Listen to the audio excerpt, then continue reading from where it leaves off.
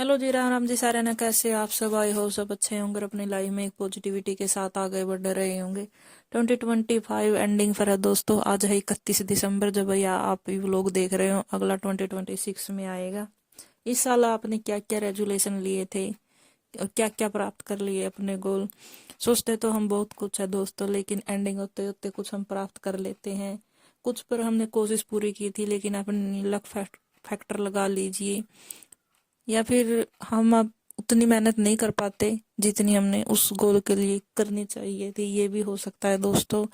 या कोई इसी ऐसी प्रॉब्लम या ऐसी कंडीशन हो जाती है लाइफ में जिसकी वजह से हम वो गोल प्राप्त नहीं कर पाते। मैं भी समझती हूँ दोस्तों, सेम मेरे साथ भी होता है, सभी के साथ ही सेम होता है। लेकिन एक स्टूडेंट का मेन गोल तो तभी है दोस्तों जब वो एक गवर्नमेंट जॉब प्राप्त कर लेता है। कोशिश जारी रहेगी दोस्तों। 2025 भी ऐसे ही निकल गया जब हम एक गवर्नमेंट जॉब नहीं प्राप्त कर सके।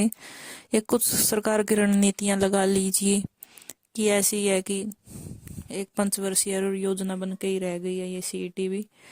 जो सोच कहती तो वादे तो बहुत है कि ये कर देंगे वो कर देंगे, लेकिन इनकी नीति लगती नहीं है। बस एक एजेंडा, वोट का एजेंडा बनाया हुआ है। बच्चों पर क्या बीतती है, उनके साल कैसे वेस्ट होते जा रहे हैं, ऐसे इनको कोई मतलब नहीं है। ऐसा लग रहा है दोस्तों। आप सबने अपनी लाइफ में क्या क्या गोल बनाए थे, क्या क्या प्राप्त कर लिए, आप कमेंट करके बताइएगा। सोचा मैंने भी अपने लाइफ में बहुत कुछ था चेंज करने के लिए, कुछ कुछ मैंने अपने लाइफ में चेंज कर भी लिया है दोस्तों।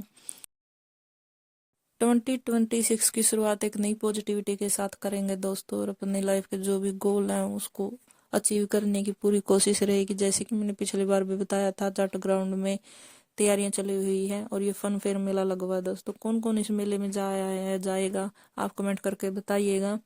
दून तो काफी ज्यादा हो गया दोस्तों, लेकिन फिर भी एंजॉय करने तो सभी जाते हैं। आज फिर हम गए थे सैर। इतनी ज्यादा धुंध थी, बहुत मुश्किल से सैर पहुंचे हैं। कुछ भी नहीं दिख रहा था दोस्तों। अब ये धुंध कुछ ज्यादा ही बढ़ गई है। कभी कभी तो सूर्य महाराज दर्शन दे देते हैं और कभी कभी तो सारा दिन ऐसा ही निकल जाता है जब सूर्य निकलता ही नहीं था। चलते चलते हम पूछे फिर हॉस्पिटल। हॉस्पिटल से दवाई वगैरह ली। दवाई वगैरह लेने के बाद हम थोड़ी देर यहाँ पेवा चौक, कौन कौन इसको जानता है, कौन कौन कैथल शहर से, आप कमेंट करके बताइएगा। यहाँ पहुंचे, यहाँ थोड़ा बहुत काम था दोस्तों, फोन वगैरह का वो करवाया। ये वो काम करवाने के बाद हमें जाना था आज मार्केट, क्योंकि रोज रोज तो सर्दी में बाहर निकला नहीं जाता दोस्तों। सोचा आज थोड़ी बहुत जो भी शॉपिंग रह गई है या करनी है वो कर ले। बाजार में रौनक तो काफी थी दोस्तों, लेकिन वही बात है, सर्दी की वजह से इतने ज्यादा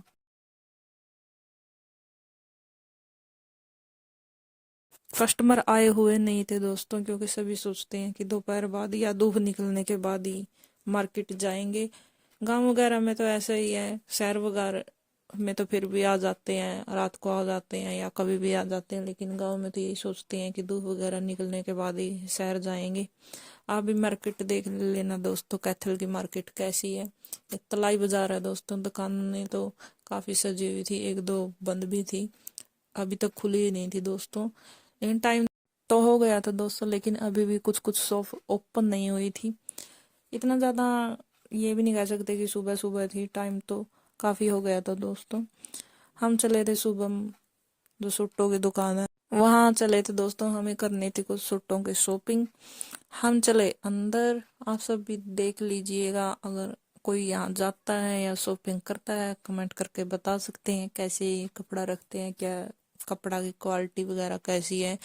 मैंने भी इस सेकंड टाइम विजिट किया है दोस्तों, पहले भी एक बार विजिट किया था। काफ़ी अच्छी है क्वालिटी वाइज और प्राइस वाइज इनकी सूटों की शॉप।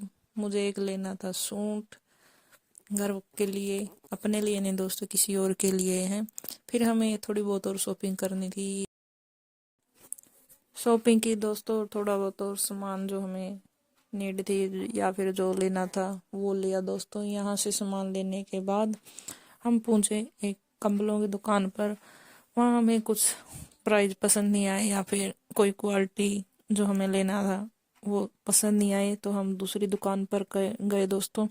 ये सेम उन्हीं की दुकान है जिनको जो पहले दिखा रहे थे उन्होंने बोला कि आप यहाँ ट्राई कर लीजिएगा, तो हम यहाँ ट्राई करने पहुंचे। पहले इनकी प्राइस कुछ हाई बता रहे थे दोस्तों, लेकिन बाद में इन्होंने कम भी कर दिया था दोस्तों, क्योंकि हमें जो चाहिए था या जिस टाइप का हमें खरीदना था वो हमें मिल गया दोस्तों। काफी दुकानों पे हमने पहले ट्राई भी किया था, लेकिन वहां पर पसंद नहीं आ रहा था। कुछ का कपड़ा सही नहीं था दोस्तों, और कुछ बस जो नीड है या हम जो दिमाग में फिट होता है कि ये लेना है, उस हिसाब से नहीं मिल रहा था। यहाँ पर मिल गया था। कुछ यूनिक कलर भी थे दोस्तों, जैसे कि एक सेम सेम से कलर चले हुए हैं, उनसे कुछ हटके लेना था दोस्तों। वो मुझे मिल गया था जो मेरे दिमाग में था कि ये लेना है। यहाँ से लेने के बाद हम चले फिर वापसी में जब हम बाहर निकले तो काफ़ी धुंध कम हो गई थी दोस्तों। थोड़े दिन हमें कुछ काम था मार्केट का, वो निपटाया। काम वगैरह निपटाने के बाद ज़्यादा टाइम लग गया था दोस्तों। वहाँ पर किसी से मिलना था दोस्तों, एक मीटिंग थी। वो मीटिंग निपटाने के बाद और एक ज़रूरी काम भी था दोस्तों, वो निपटाने के बाद फिर चले हम वापसी में सूरज महाराज ने दर्शन दे दिए। आप सबके लिए 2025 कैसा रहा और क्या इम्पैक्ट आपकी लाइफ पर छोड़ा, आप सब भी कमेंट करके बता सकते हैं। 2025 तो जा चुका है दोस्तों, लेकिन 2026 अब हमारे हाथ में है। हम चाहें जैसे भी इस साल को अपना बना सकते हैं, अपने हिसाब से इसको डाल सकते हैं। हम जो भी सोचते हैं अपने माइंड में, उसके लिए हमें मेहनत तो करनी पड़ेगी दोस्तों। बिना मेहनत के कुछ भी नहीं है दोस्तों। मेहनत तो हर काम के लिए करनी पड़ती है, चाहे छोटा हो या बड़ा। मेहनत तो सबको करनी पड़ती है दोस्तों, इसलिए आज अपने गोल डिसाइड कर लीजिएगा और अपनी मेहनत आज से ही जारी कर दीजिएगा।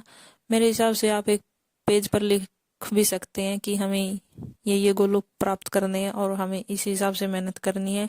और जब भी 2026 की दिसंबर की एंडिंग आएगी, तब आप उस पेज को खोल के देखिएगा क्या हमने उस हिसाब से मेहनत की है। मैं भी सेम यही करूँगी दोस्तों। ओके जी, थैंक यू जी, bye bye. Bye bye 2025 and welcome 2026 with the happiness and happy new year in advance. Thank you.